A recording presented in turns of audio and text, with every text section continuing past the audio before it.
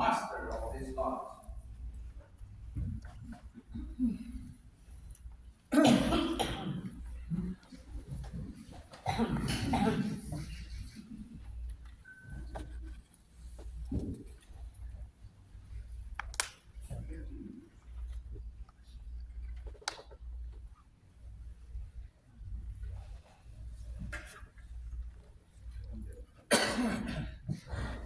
Worshipful sir, I have great pleasure in presenting to you Brother Balthasar, who has been duly elected to serve as Master Judge. Is it known that Brother Balthazar is well skilled in our ancient craft? Is he zealous in his regard for the interests of masonry? Is he duly qualified to discharge the special duties of a master's chair? It is well known that he is all this, worshipful sir.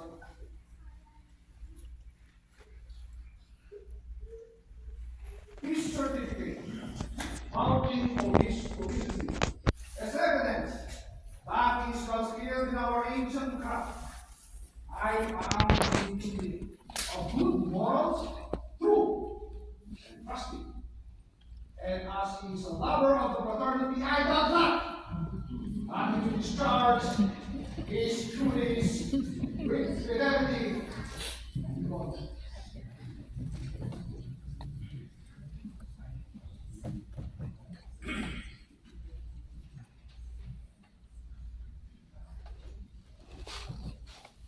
I just want to say this, for the interest of general public, that these certificates are real certificates. Some of these officers have done rigorous testing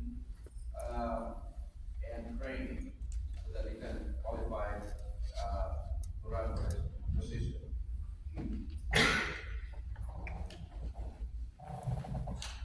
Worshipful sir, the brethren of this lots repose in confidence in your integrity, in your zealous regard for the interests of masonry, and in your ability to discharge the duties of master's chair, have chosen you to occupy that honorable position during the ensuing year. Are you willing to accept this important trust? Then, my brother, I shall most cheerfully proceed to install you in the dignified and honorable position to which the sufferings of your brethren has called you, not doubting that the dignity of the oriental chair will be well preserved in your keeping, and that the interest and welfare of these laws may be safely confided to your charge. Before commencing this investiture, however, it is necessary that you signify your assent to those ancient charges and regulations which point out the duties of the master of a lot, and which on no account are ever to be neglected or departed from. They are as follows. You agree to be a good man and true, and to strictly obey the moral law. You agree to be a peaceable citizen, and cheerfully conform to the laws of the country in which you reside.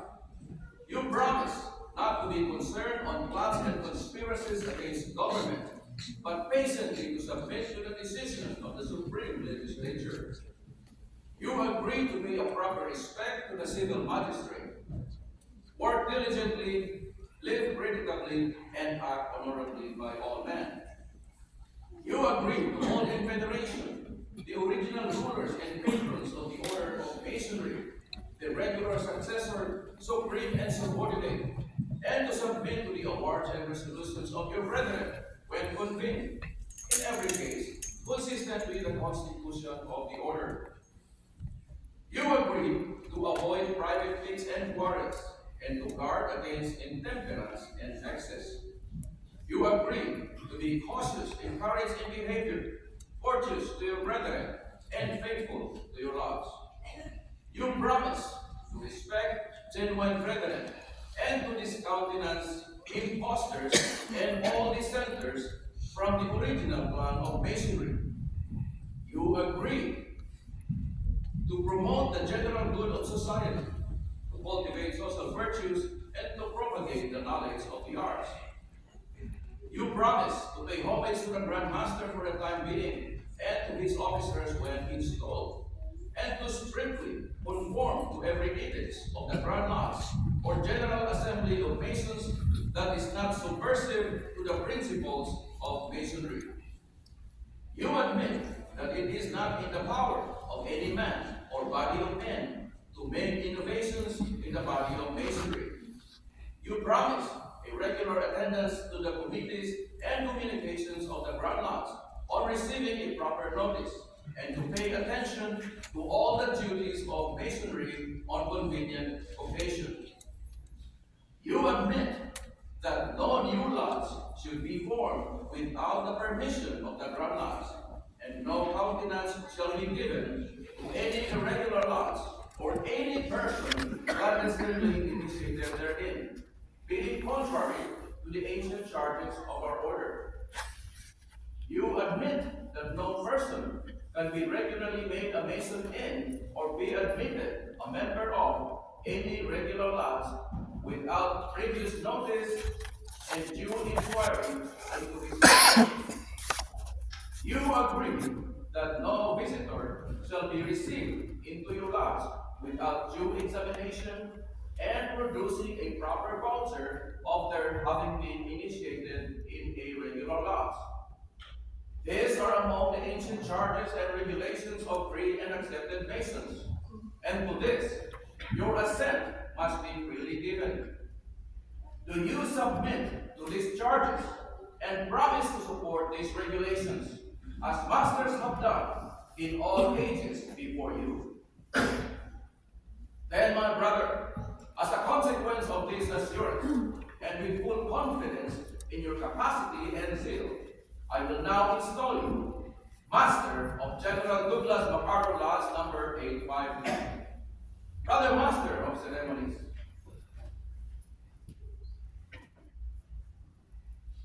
You will invest him with the jewel of his station.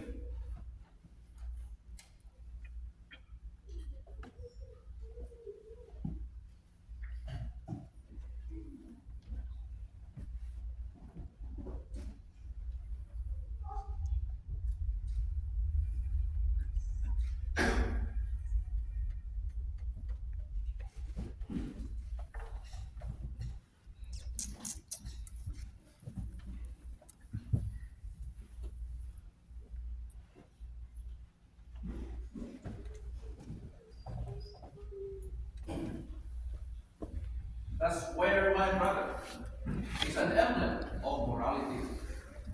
And as it is the special badge of the Master's office, so it should constantly remind you that not only by precept, but by example, you should promote good morals among the brethren, and thus endeavor to avert the shadow of any scandal or reproach against the fraternity. Your former life has given evidence that this jewel will not be an unmeaning symbol in your hands. And I solemnly charge you to take good care that its luster be not dim through any act of yours. I will now present to you the book of Holy Writings.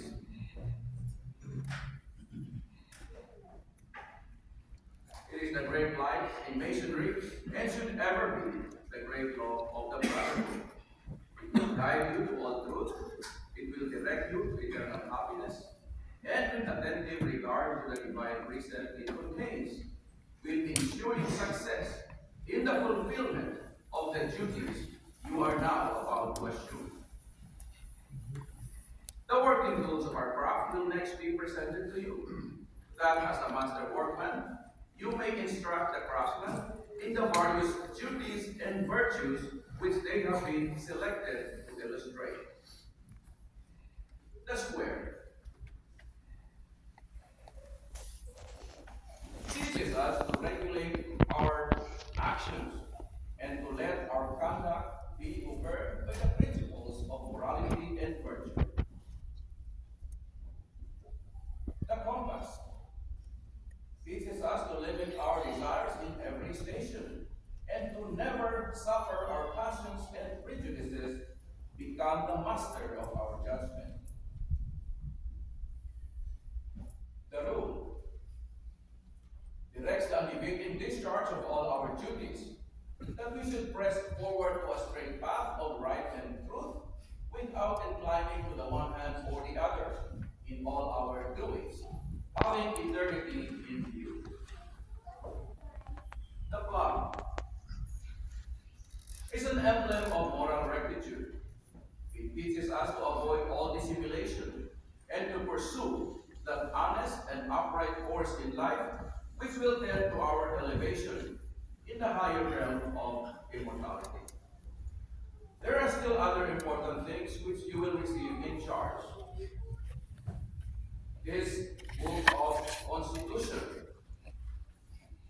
which you are expected diligently to search and from time to time have its contents to be read in the lots, that none may remain ignorant to the precept it enjoins and the ordinances it promulgates.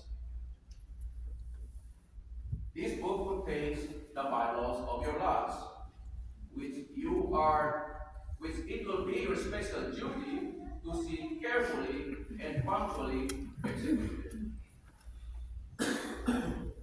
And this is your charter, under the authority of which your lots is held, and which you are carefully to preserve and duly transmit to your successor in the master's chair.